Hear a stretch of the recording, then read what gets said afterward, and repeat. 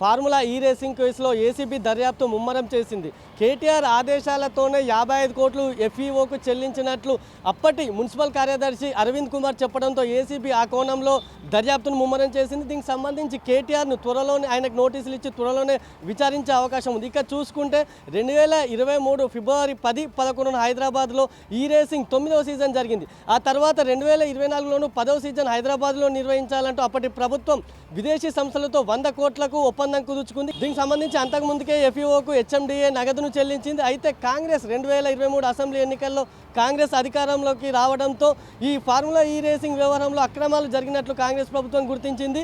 దీనికి సంబంధించి విదేశీ కంపెనీలతో ఉన్న ఒప్పందాన్ని రద్దు చేసింది. ఇదే క్రమంలో ఏసీపీ దర్యాప్తు కూడా ఆదేశించింది.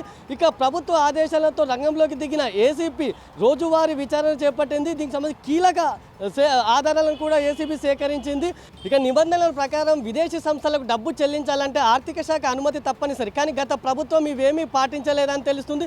దీంతో కాంగ్రెస్ అధికారంలోకి వచ్చాక సిఎస్ శాంతకుమారి ఐఏఎస్ అరవింద్ కుమార్కు మెమో జారీ చేసింది. ఇక ఈ మెమోకు వివరణ ఇస్తూ అరవింద్ కుమార్ కీలక విషయాలను చెప్పాడు.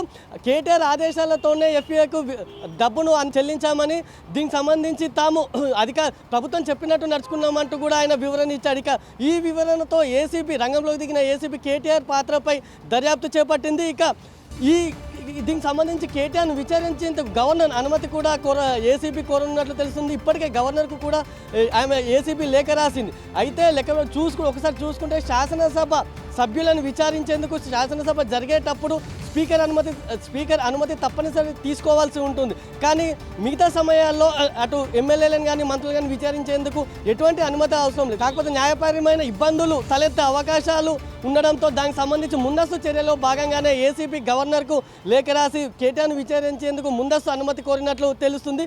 ఇక గవర్నర్ అనుమతి రాగానే కేటీఆర్కు నోటీసులు జారీ చేసి ఆయన్ను విచారించే అవకాశం ఉంది. ఇక కేటీఆర్ స్టేట్మెంట్ ఆధారంగా తదుపరి చర్యలు ఏసీబీ తీసుకొని ఉంది. ఇక ఇప్పటికే ఒకవైపు చూసుకుంటే రాష్ట్రంలో బాంబులు పేలుతాయంటూ మంత్రి పొంగులేటి ఒక వారం రోజుల క్రితమే చెప్పారు. అయితే ఈ బాంబులు ఇప్పుడు ఈ కేసులోనేనా అనే ప్రచారం కూడా జరుగుతుంది. ఒకవేళ కేటీఆర్ అరెస్ట్ చేస్తున్న ఈ ప్రభుత్వం ఫార్ములా ఈ రేసింగ్ కేసులో కేటీఆర్ను అరెస్ట్ చేస్తారా లేదా ఈ కేసు ఇంకెన్ని మలుపులు తిరుగుతుందా అనేది ఆసక్తిగా మారింది.